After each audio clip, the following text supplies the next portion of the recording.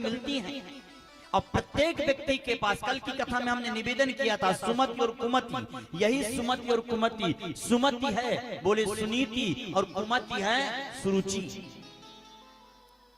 हमारे मन, आप लोग यहां बैठे हो ना, किसके कृपा से? आपके पास एक पत्नी है, वो पत्नी का नाम है सुनीति। ये सुनीति आपको वहां से खींच के लाके यहां बैठा दी, ये सुनीति है। लेकिन कथा में बैठने के बाद भी आप लोग बातें कर रहे हैं, ये बोले सुनीति कृपा नहीं, ये सुरुचि की कृपा है, मनमानी। सुनीति है बुद्धिमानी और सुरुचि है मनमानी। हमारे जीवन में जब तक सुनीति रहती है तब तक हमारा कदम नहीं डगमगाता, और जब हमारे जीवन में सुरुचि आ जाती है, मनमानी करने लग जाते हैं, तो फिर कदम डगमगा जाता है। बोल बद बिहारी लाल की जय हो।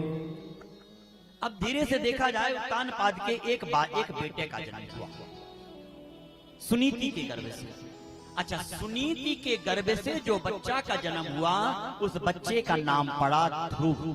क्या नाम पड़ा? जोर से बोलो, ध्रुव। छोटी वाली पत्नी है, आके देखी, राजा साहब की पहले से पत्नी है, एक बेटा भी है। तो ध्यान दीजिएगा, आपके पास यदि मनमानी होगी तो बुद्धिमानी नहीं होगी, यदि आप मनमानी करोगे तो बुद्धिमानी नहीं होगी, और अगर यदि बुद्धिमानी है तो मनमानी नहीं होने देना। दोनों एक साथ नहीं रह सकते, या तो बुद्धिमानी रखो या तो मनमानी रखो, दोनों नहीं रख सकते। राजा साहब की जो दूसरी पत्नी है सुरुचि, कहती राजन, या तो आप सुनीति को पसंद करो या तो मुझे पसंद करो, या तो बुद्धिमानी में आ जाओ या तो मनमानी में आ जाओ। लेकिन अभी मत वाले हैं ना, अभी चैन कहां? अभी तो बोले महाराज अभी उम्र है, समझ नहीं पाते, कदम डगमगा जाता है।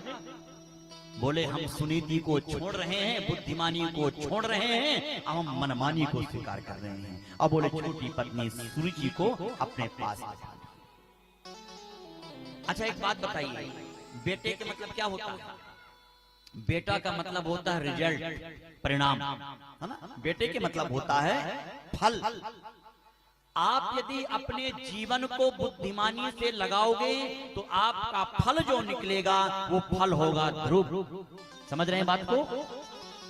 और यदि आप अपने जीवन को मनमानी में लगाओगे और मनमानी का जो परिणाम निकलेगा, रिजल्ट निकलेगा, वो होगा बोले उत्तम।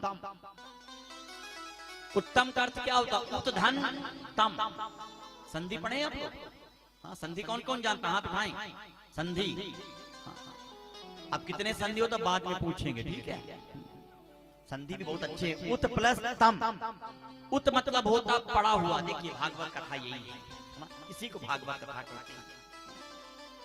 नहीं मटकी लेके बोले महाराज खूब झांकी निकले, खूब नाचे, ऐसे भागवत को प्रणाम कर लेना चाहिए।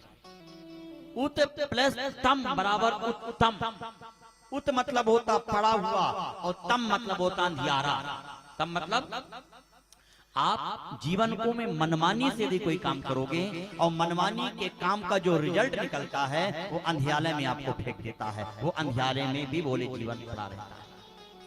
लेकिन बुद्धिमानी से जो काम करोगे उसका नाम है ध्रुव, और ध्रुव के मतलब होता है सत्य। सारा संसार सत्य की पूजा तो करता है। सब हमारे हिंदू सनातन धर्म वाले भी सत्यम परम धीमहि, देवी पूजन करने वाले भी बोल साचे दरबार की, है ना? और क्रिश्चियन लोग भी ट्रूथ इज गॉड, सत्य को ही भगवान मानते हैं, तो सब सत्य की पूजन करते हैं। अच्छा महाराज, जब ध्रुव का जन्म हुआ, एक दिन की बात, महाराज